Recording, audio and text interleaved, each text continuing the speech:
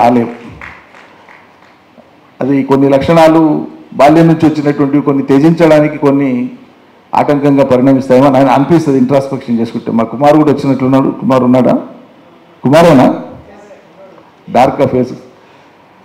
అది ఎక్కడో ఆత్మకూరులో లెక్చరర్గా పనిచేస్తూ వనపర్తిలో నాకు స్నేహితుడైతే, నా ద్వారా బలరాం గారికి స్నేహితుడైతే, ఇలా కుమార్ నాకు కాదు పరిచయం, నిత్యం సంబంధం ఉన్నాడు, బలరాం గారికి సంబంధం ఇస్తారు.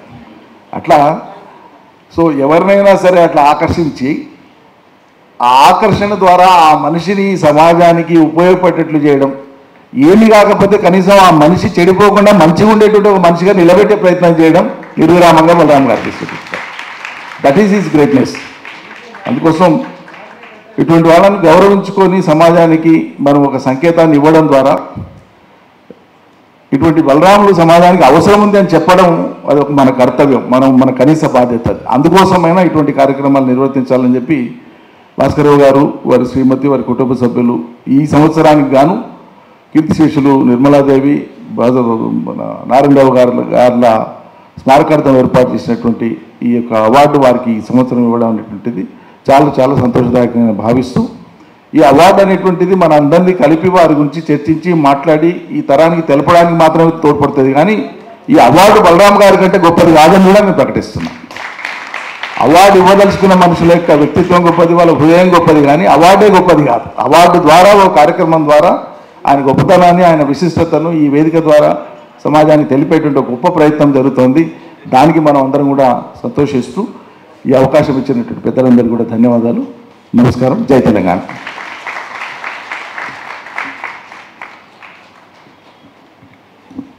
Thank you sir. ఇప్పుడు మన శ్రీ చింతలపల్లి నారాయణరావు గారి స్మారకార్థం ఏర్పాటు చేసినటువంటి జీవన సాఫల్య పురస్కారం మీ అందరి సమక్షంలో ఇవాళ గౌరవనీయులు శ్రీ నాగవరం బలరాం గారికి ప్రదానం చేయడం జరిగింది. ఈ సందర్భంగా ఏర్పాటైనటువంటి ఈ సభకు అధ్యక్షత వహిస్తున్నటువంటి ఈ కార్యక్రమ ఆద్యులు మిత్రులు శ్రీ భాస్కరరావు గారు, శ్రీమతి చంద్రకళ గారు, ఈ సభా కార్యక్రమాన్ని నిర్వహిస్తున్నటువంటి సోదరులు శ్రీ వనపట్ల సుబ్బయ్య గారు, వేదిక మీద ఉన్నటువంటి పెద్దలందరికీ, ప్రొఫెసర్ గంటా చక్రపాణి గారు గౌరవనీయులు, తెలంగాణ రాష్ట్ర తొలి పబ్లిక్ సర్వీస్ కమిషన్ చైర్పర్సన్, పురస్కార గ్రహీత పెద్దలు శ్రీ బలరాం గారు, గౌరవనీయులు శ్రీ వేదకుమార్ గారు, సారస్వత పరిషత్ ప్రధాన కార్యదర్శి శ్రీ చెన్నయ్య గారు, డాక్టర్ చెన్నయ్య గారు, కాళోజీ పురస్కార గ్రహీత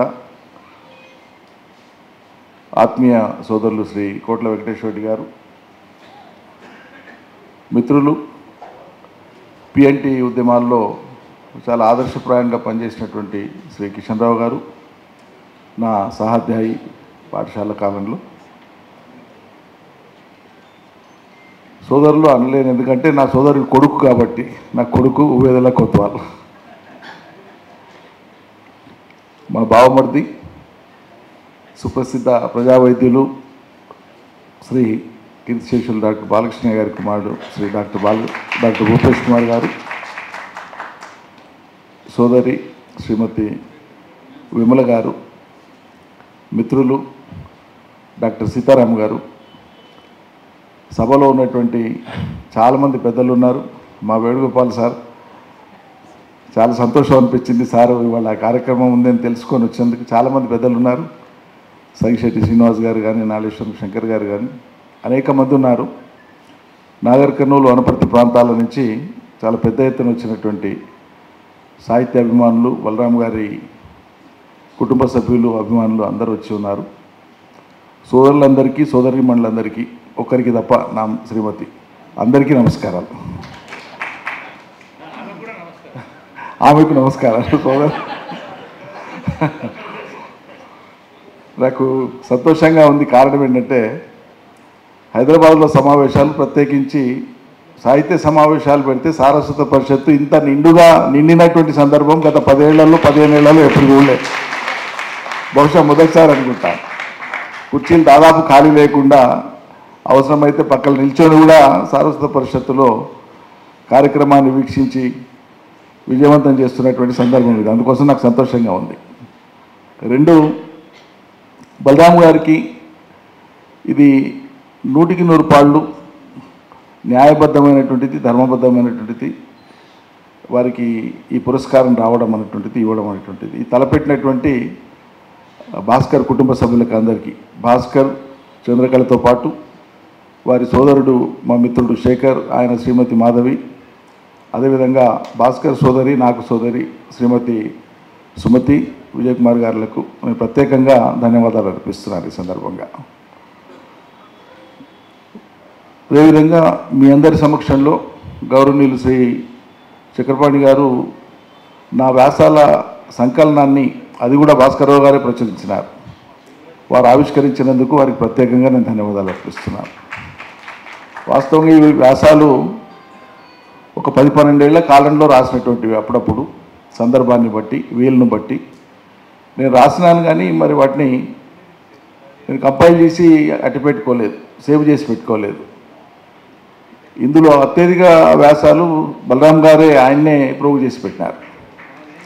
కొన్ని మిస్ అయినవి ఉంటే మా ఓఎస్డి, పూర్వపు ఓఎస్డి సంగమేశ్వరరావు గారు, మా పూర్వపు పిఆర్ఓ సందీప్ వాళ్ళు ప్రూవ్ చేసి ఇచ్చినారు. ఇది పుస్తక రూపం దాల్చే నాటికి అప్పటికి పూర్తయిన వ్యాసాలు మాత్రమే ఇందులో ప్రచురింపబడినాయి. ఆ తర్వాత కూడా మళ్ళీ ఒక 6-7 వ్యాసాలు రాసినాను. బహుశా మళ్ళీ ముద్రణ ఒకవేళ తలపెడితే అందులో అవి కూడా చోటు చేసుకుంటాయని అనుకుంటున్నా. ఈ వ్యాసాలను ఒక పుస్తక రూపంలో సంపుటిగా తీసుకొని రావాలని, ఒక సంకలనంగా తీసుకొని రావాలని భాస్కర్రావు గారు నాకు చెప్పినప్పుడు అంత అవసరమా అని అన్నాను. లేదు, గ్రంథస్థం చేయడం చాలా అవసరం, తప్పకుండా చేయాల్సిందే అన్నారు. దీనికి ప్రేరణ బలరాం గారే. మళ్ళీ చాలాసార్లు తెలంగాణ ఉద్యమంలో కలిసి చాలా కార్యక్రమాల్లో పాల్గొన్నప్పుడు, సభలు సమావేశాల్లో ఉన్నప్పుడు అద్భుతమైనటువంటి పాయింట్లు, ఈ కొత్త కోణంలో చెప్పినారు. ఇవన్నీ కూడా గ్రంథస్థం చేస్తే మంచిది, ఉపన్యాసంగా మిగలడం కాదు, ఈ అంశాలు పేపర్ మీద పెడితే బాగుంటుంది అని అప్పుడప్పుడు సూచనలు చేస్తుండేవారు. ఫైనల్గా వారి సూచన మేరకే భాస్కర్రావు గారు నిర్ణయం తీసుకున్నారని చెప్పి నేను భావిస్తున్నా. దానికి సుబ్బయ్య గారు, ఇతర సాహిత్య మిత్రులు తోడ్పాటు అందించి దాన్ని రూపంలోకి తీసుకొచ్చినందుకు కూడా ధన్యవాదాలు.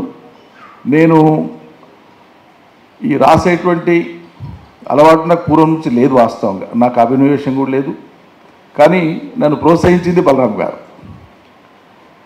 నేను రాయటానికి ఉపక్రమించడానికి కానీ, రాయాలని తలపెట్టడానికి కానీ, దాన్ని ఒక ఫ్రేమ్లో పెట్టి డెపిక్ట్ చేయడానికి కానీ ఆయన సాంగత్యము, ఆయన బలమైనటువంటి ప్రభావం నా మీద కూడా ఉందని చెప్పడానికి నేను నిర్మోహమాటంగా తెలియజేస్తున్నాను. సుమారు 40 ఏళ్ల పైబడి, అంటే 1980లో నేను డిగ్రీ ఫైనల్ ఇయర్లో ఉన్నప్పటి నుంచి వారు పరిచయం నాకు. వారు మా మామగారికి అత్యంత ప్రియ శిష్యులు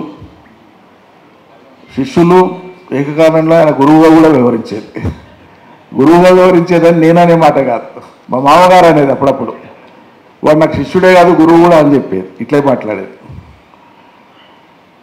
1980లో నేను డిగ్రీ ఫైనల్ ఇయర్లో ఉన్నప్పుడు మా మామగారితో ఏర్పడినటువంటి ఆ పరిచయం కారణంగా అప్పుడు బలరాం గారు మాకు వనపర్తిలో మా విద్యార్థి సంఘంలో అప్పుడు పనిచేస్తున్నటువంటి, నాతో పాటు జూనియర్లుగా ఉండేటువంటి కృష్ణదేశ్ పాండే, బాలరాజు, ఇక్కడ ఉండేటువంటి మా బాలు, ఇంకా చాలామంది అప్పటి విద్యార్థి మిత్రులు ఉన్నారు నాతో పాటు. ఆ క్రమంలో బలరాం గారు పరిచయం అయిన తర్వాత ఆయన మాకు బలరాం అన్న అయినాడు అందరికీ. ఇన్సిడెంటల్లీ బలరాం గారి ఒక సోదరి శ్రీమతి అంజన గారు నా ఇంటర్మీడియట్ క్లాస్మేట్ కూడా. ఇక ఆ తర్వాత పరిచయం బలపడడం, నేను ఆ తర్వాత లా చేసి మళ్ళీ వనపర్తికి వచ్చి న్యాయవాదిగా ప్రాక్టీస్ మొదలుపెట్టడం. నేను న్యాయవాదిగా ప్రాక్టీస్ మొదలుపెట్టినప్పటి నుంచి ఈ రోజు వరకు దాదాపు ఈ 40-44 సంవత్సరాల కాలంలో వర్తమాన అంశాలు కానీ, చరిత్రకు సంబంధించిన అంశాలు కానీ, భవిష్యత్తుకు సంబంధించినటువంటి ప్రణాళికలలో కానీ అనేక సందర్భాల్లో అనేకమైనటువంటి చర్చలు జరిగినాయి. ఆ చర్చలలో భాగంగా ఆయన ప్రోత్సహిస్తూ వచ్చినారు. నాకు సాహిత్యంలో ప్రవేశం లేదు, నేను కేవలం సాహిత్య అభిమానిని మాత్రమే. కానీ కొంత సాహిత్య పట్ల మక్కువ పెరిగేటట్లుగా నన్ను కూడా తీర్చిదిద్దడంలో ఆయన పాత్ర ఉంది. నిజం చెప్పాలంటే ఒక మనిషిగా నన్ను నేను మలుచుకోవడంలో నా మీద ఆయన ఒక ఇద్దరు ముగ్గురు కీర్తిశేషులు ఉన్నారు పెద్దలు, వారి పేర్లు ఇక్కడ నేను ప్రస్తావించలేను. వారితో పాటు నేను మలుచుకోవడంలో చాలా కీలకంగా నా మీద ప్రభావం చూపినటువంటి వ్యక్తులలో బలరామ గారు కూడా ఉన్నారు. సో అట్లా వారి సాంగత్యంలో ఒక విషయాన్ని నేర్చుకోవాలి అనేటువంటి ఒక తపన, ఒక జిజ్ఞాస పెరగడం అనేటువంటిది వారితో మాట్లాడినా, వారితో కలిసి ప్రయాణం చేసినా, వారితో కలిసి భోజనం చేసినా, వారితో కలిసి గడిపినా ప్రతి సందర్భంలో ఒక ఇన్ఫ్లుయెన్స్ అనేటువంటిది చాలా బలంగా ఉంటుంది. అట్లా ఆయన ఎవరితో పరిచయమైనా, ఎవరికి వారితో పరిచయమైనా ఆ కుటుంబంలో ఉండేటువంటి పెద్దలు కానీ, ఆ ఇంట్లో ఉండే తాతలు కావచ్చు, ఆ ఇంట్లో ఉండే తల్లిదండ్రులు కావచ్చు, ఆ ఇంట్లో ఉండే పిల్లలు కావచ్చు, ఆ పిల్లలకు ఉండేటువంటి చిన్న పిల్లలు కావచ్చు, ఏకకాలంలో వీళ్ళందరినీ ఇన్ఫ్లుయెన్స్ చేయగలిగినటువంటి ఒక మోస్ట్ అట్రాక్టివ్ పర్సన్ అతని పర్సనాలిటీ ద్వారా, అతని పర్సెప్షన్స్ ద్వారా, అదే అతనికి ఉండేటువంటి గొప్పతనం. కాబట్టి ఆ రకంగా వారి తోడ్పాటుతో, వారి యొక్క ప్రోత్సాహంతో నేను కొంత ప్రయత్నం చేసి కొన్ని వ్యాసాలు రాశాను. వాటిని మరి ముద్రించి మీ ముందు పెట్టడం జరిగింది. అందుకు అందరికీ ధన్యవాదాలు. అదేవిధంగా వారికి జీవిత సాఫల్య పురస్కారం భాస్కరరావు గారు ఇచ్చినందుకు ముందుగానే నేను ధన్యవాదాలు చెప్పినాను. చాలామందిని తయారు చేసినటువంటి వ్యక్తి అతను. కొందరు తమకు తాము ఆదర్శప్రాయంగా ఉండేటువంటి ప్రయత్నం చేసి కొంతమేరకు సమాజాన్ని ప్రభావితం చేసేటువంటి వాళ్ళు ఉంటారు. కానీ జీవితకాలం మొత్తం, గమనం మొత్తం, ప్రస్థానం మొత్తం కూడా ఇతరులను ప్రభావితం చేస్తూ పోవడం అనేటువంటిది అదొక పట్టుదలతో, ఒక చిత్తశుద్ధితో చేసినటువంటి ఒక పని. సాధారణ పని కాదు, చాలా చాలా పెద్ద పని, అసాధారణమైనటువంటి పని.